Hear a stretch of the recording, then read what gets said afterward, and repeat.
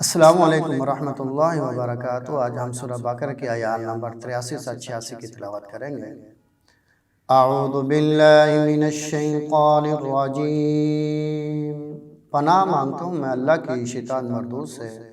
بسم اللہ الرحمن الرحیم، اللہ کے نام سے شروع جو بڑا مہربان نہایت رحم فرمانے والا ہے۔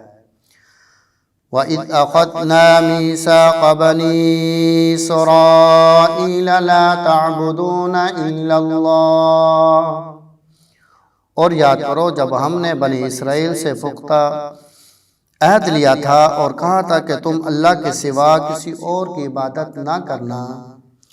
وَبِالْوَالِدَيْنِ إِحْسَانًا وَذِي الْقُرْبَى وَالْيَتَامَى وَالْمَسَاكِينِ وَقُولُوا لِلنَّاسِ حُسْنًا وَأَقِيمُوا الصَّلَاةَ وَآتُوا الزَّكَاةَ،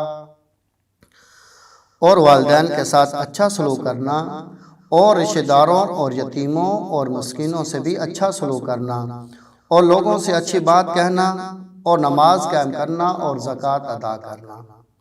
ثم تولیتم الا قلیلا منکم وانتم معرضون، پھر تم میں سے چند کے سوا باقی سب اس عہد سے پھر گئے اور تم ہی روگردانی کرنے والے ہیں۔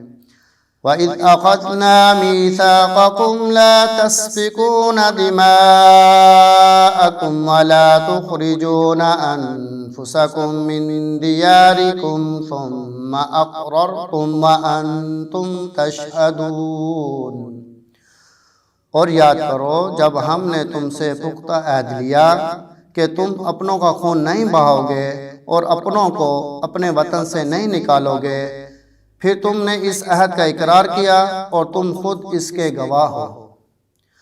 ثم انتم هؤلاء تقتلون انفسكم وتخرجون فريقا منكم من ديارهم، پھر یہ تم ہی ہو جو اس عہد کے بعد اپنوں کو قتل کرتے ہو اور اپنوں میں سے ایک گروہ کو ان کے گھروں سے نکالتے ہو۔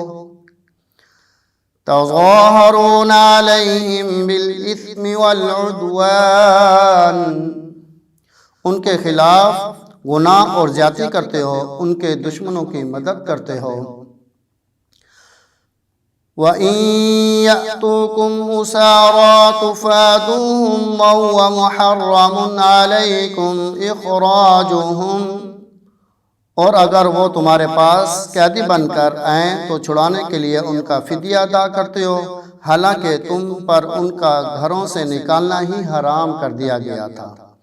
أَفَتُؤْمِنُونَ بِبَعْضِ الْكِتَابِ وَتَكْفُرُونَ بِبَعْضٍ، تو کیا تم کتاب کے کچھ حصے پر ایمان رکھتے ہو اور کچھ حصے سے کفر کرتے ہو؟